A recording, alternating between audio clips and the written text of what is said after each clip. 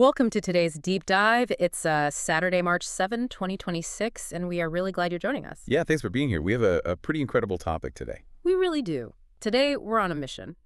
We are taking you on a journey that starts in the deep, mosquito-infested jungles of West Papua and the Amazon, and it leads directly into the halls of modern academic research. Right. Our goal is to uncover how isolated and marginalized communities actually function, and more importantly, to challenge the often sensationalized, deeply biased lenses through which the outside world views them. And to do that, we are pulling from a really eclectic stack of sources.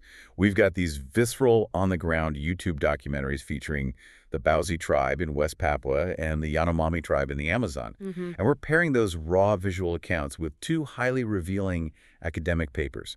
One of them completely rewrites our understanding of Amazonian anthropology, and the other tackles the hidden biases in how modern researchers represent marginalized groups globally. Yeah, and if you're wondering how a documentary about crocodile hunting connects to corporate research ethics, you are in for quite a ride. Exactly. I mean, we often operate under the assumption that harsh physical environments just dictate exactly how remote tribes live. Right, or on the flip side, we assume that powerful institutions and NGOs always have a perfect read on what marginalized people actually need. But as we'll see, the truth is far more complex. Oh. It's highly political and deeply human. We're going to examine assumptions that haven't just led to bad science, but have actually caused real, tangible harm. Okay, let's unpack this by setting the scene in West Papua. One of our video sources follows an expedition by a documentary filmmaker, Tyler Oliveira, and the sensory details are they're visceral. Oh, absolutely. You're stepping into a place with some of the richest biodiversity on the planet, but it is relentlessly hostile to human life. I mean, the expedition navigates crocodile-infested waters, they deal with giant ants kissing bugs. At one point, they literally have leeches attaching themselves to people's faces. Right. It just forces this deep respect for the sheer resilience required to survive there. But interestingly, the most pervasive danger they face isn't the wildlife or tribal warfare. No, the unseen killer is actually malaria. It's the leading cause of death in these communities now. And the reason is largely infrastructural, right? Yeah, walking for days through that dense terrain to reach a clinic is grueling. And the medical care costs money that many just don't have. But alongside that physical harshness is this cultural richness that is hard to even wrap your head around. There are roughly 800 distinct languages spoken on that one island. Which is staggering. Yeah, that's almost 30% of all spoken languages on Earth in one geographic area. Which brings us to a topic that has historically fascinated and honestly horrified the outside world when discussing this region, which is cannibalism. Right. The historical accounts are heavily sensationalized in Western media as just pure savagery. But looking closely at the actual cultural context reveals incredibly complex societal structures. Yeah, in the Papua documentary, the host speaks with a local guide named Dami, and Dami shares, very matter-of-factly, that he's the son of a cannibal. Right. He talks about exocannibalism, the practice of eating enemies who fall outside your social group. His father viewed rival tribes not just as combatants, but as a source of fresh meat. And he shares that jaw-dropping story about the German missionary. Exactly, a missionary whose plane landed in a highland village. The villagers had never seen a white person before, so they killed and ate him. And according to Dami, it wasn't out of malice or ritual. They were literally just curious to see if white people tasted different. Which is just a jarring anecdote to process. And for the record, local accounts claim human meat tastes incredibly soft, sort of like crocodile or cassowary meat. Wow. But, to understand the full spectrum of these practices, we have to contrast that specific form of exocannibalism with what we see in the Amazon, specifically with the Yanomami tribe. Right, from our other video source, Ruangtenga. Exactly. The Yanomami practice something called endocannibalism. They aren't consuming their enemies, they're consuming their own relatives. Which sounds just as shocking to an outsider until you understand the motivation. Right, because for the Yanomami, and this is a tribe of about 38,000 people across Brazil and Venezuela, this practice has nothing to do with sustenance or dominance. It's a profoundly spiritual act of love. It's about protection, right? Yeah. When a relative dies, they believe the soul needs to be protected to transition peacefully. So they cremate the body, and the women carefully mix the ashes into a traditional fermented banana soup. And the whole community drinks it. Yes. It's this deeply emotional funeral rite. They sing, they cry, they process their grief publicly together. Mhm. By consuming the ashes, they believe they're safeguarding the soul and inviting good luck for the living. It fundamentally changes how you view the act. One is rooted in territorial dominance and curiosity, and the other is about immense respect and spiritual transition. Exactly. But what I found incredibly compelling in these sources is the collision of eras happening right now. In West Papua, you have Bozi tribesmen hunting wild pigs with spear techniques passed down for thousands of years, though they use metal tips now. Right. But while they're resting in the jungle, they're pulling out smartphones and scrolling through Instagram Reels and TikTok. Globalization is reaching directly into the deepest canopies of the rainforest. Yeah, you see these 23-year-old guys who commute 3 days on foot from illegal gold mines where they work for cash back to their ancient jungle gardens to hunt. And when you ask them what they want for their future, they say they want to go to university. They want to be doctors. Or commercial pilots. They are navigating two completely different worlds. What's fascinating here is that while these spectacular cultural practices, the ancient spears, the cannibalism history, the TikTok in the jungle, they grab the global headlines, but they serve as a massive distraction. House. We get so caught up in the exotic spectacle that we completely miss the complex human politics and societal structures driving these communities day to day. Here's where it gets really interesting, because that distraction isn't just a media problem. It has historically been a huge academic problem. Right. And this leads directly into our first academic paper by Eduardo Goes Neves. For decades, 20th century Western researchers looked at Amazonian tribes like the Yanomami and the Kayapo and noticed they lived in small villages and moved constantly. And the researchers looked at the environment and concluded, well, the jungle soil must be incredibly poor for farming, and animal protein must be scarce. Right, they called it environmental determinism. Exactly. The theory was that the harsh jungle forced them into a nomadic lifestyle just to avoid starvation. It was a very neat, tidy explanation that fit the Western bias of the struggling primitive. But Neves' research completely dismantles that. Moving an entire village has almost nothing to do with soil quality or hunting. It's driven by complex jungle politics. Yes. To grasp this, we have to look at what anthropologists call the kin-ordered mode of production. Right. In these societies, there's no private ownership of land or resources like we have in a capitalist system. Every single nuclear family has the skills and access to make their own tools, grow their own maniac, and hunt. They're entirely self-sufficient. Exactly. And because of that, a chief or village leader has virtually no coercive power. They don't have a police force, they don't collect taxes, they can't evict you. So if you've ever felt trapped in a toxic workplace because you needed the paycheck, you know how economic pressure forces people to endure conflict. But here, you have ultimate economic freedom. So how do you handle a massive disagreement? You use the ultimate freedom, the freedom to leave. When tensions escalate, maybe two families are feuding or there's an accusation of sorcery, it is significantly easier and safer to just pack up and establish a new village down the river. They fracture to avoid civil war, not to chase better soil. All right. And the hard data Neves provides is staggering. The paper tracks the Hayamo population block of the Yanomami over a 55-year period. In that half-century, this group made 22 major macro moves. Moving an average of over 10 miles each time. Yeah. Under environmental determinism, you'd assume they were running out of food. But the data shows only about 13% of those moves were for subsistence issues. Wow. The vast majority were village fishing splitting apart due to internal political disputes, fear of retaliatory raids, or conflicts over women. And we see a different, yet equally political dynamic with the Kayapo tribe. They operate under auxiliary locality. Which means the men move, right? Yes. When a man marries, he moves into his new wife's family's household. So if you're a community elder trying to build political clout, your goal is to have a lot of daughters because daughters attract sons-in-law. You're literally building a political dynasty by managing household demographics. Exactly that. And when Kayapo villages split, they don't just fracture randomly. They split along deliberate lines of highly organized men's societies or corporate family groups.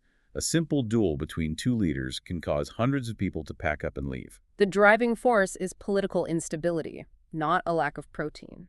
But the fact that generations of researchers completely missed this internal political reality, it points to a much larger and frankly more dangerous pattern regarding how powerful outsiders look at marginalized groups. And this brings us to the core concept of our second academic paper, by Rashidar Chowdhury.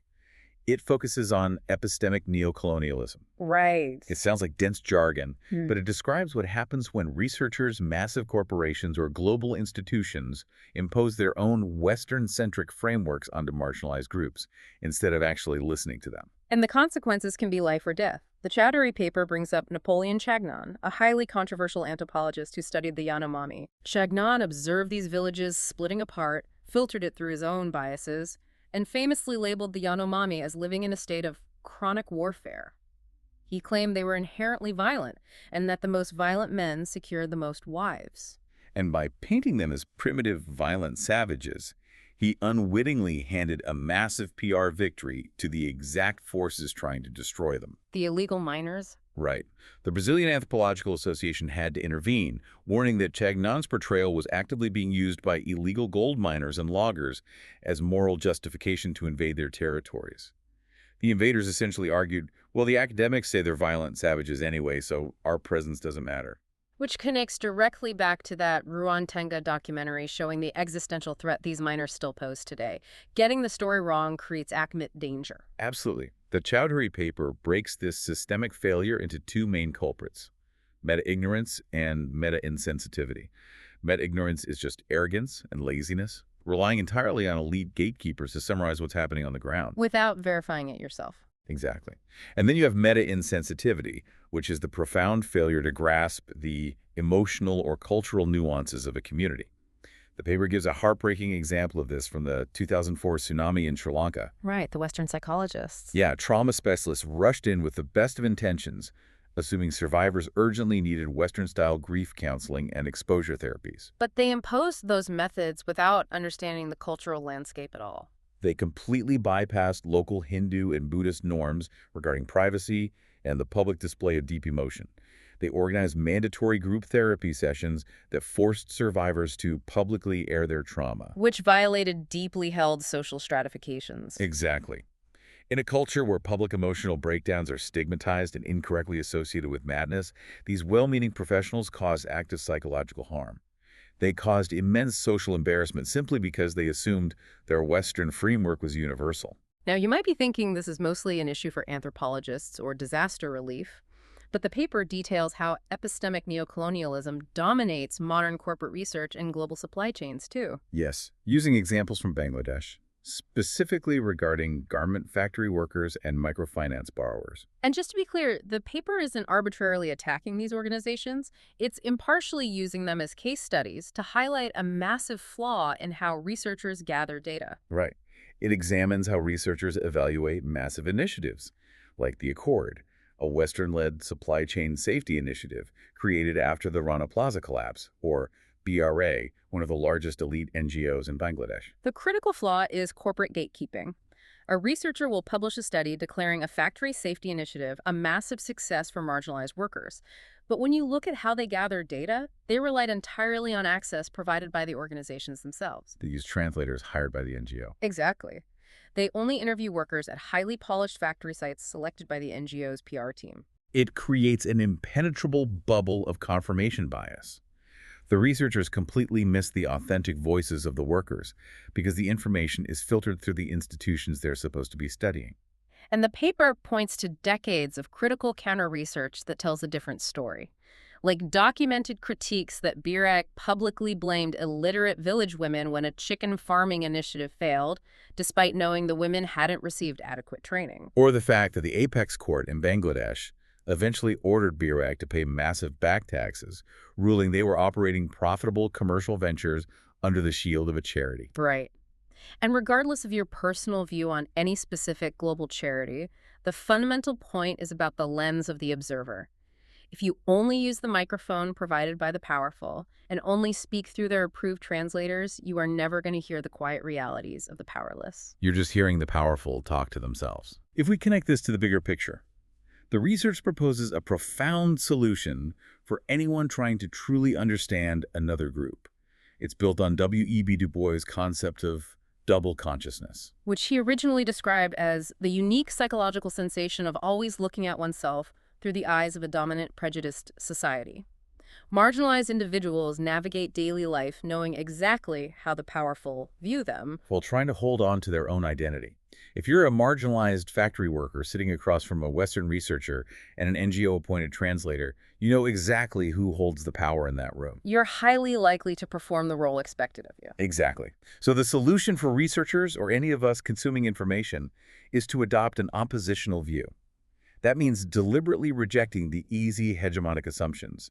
It means understanding this double consciousness exists, and the only way to bypass the performance is to interact with communities entirely independently Engaging with them in their own language and uncurated and spaces. treating them with absolute dignity.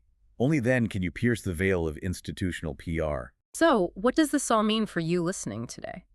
We began our journey deep in the untouched jungles of West Papua, listening to a man reflect on his father's history of cannibalism, and we found ourselves navigating corporate boardrooms of global supply chains in Bangladesh.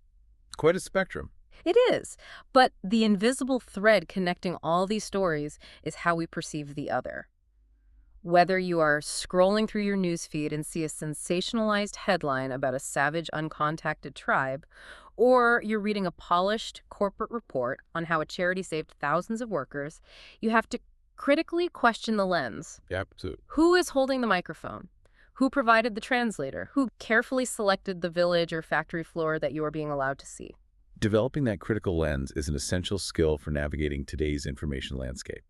And it actually leaves me with one final thought to mull over. Oh, I like those. Today, we look back at those 20th century anthropologists and cringe at how their biases blinded them to the realities of Amazonian tribes.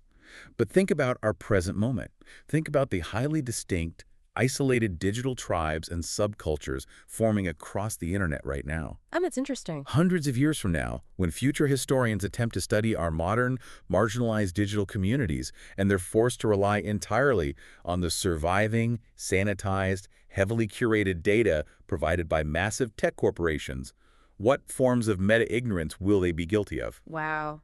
That is a perfect question to leave our listeners with today, and definitely something for all of us to mull over as we log online.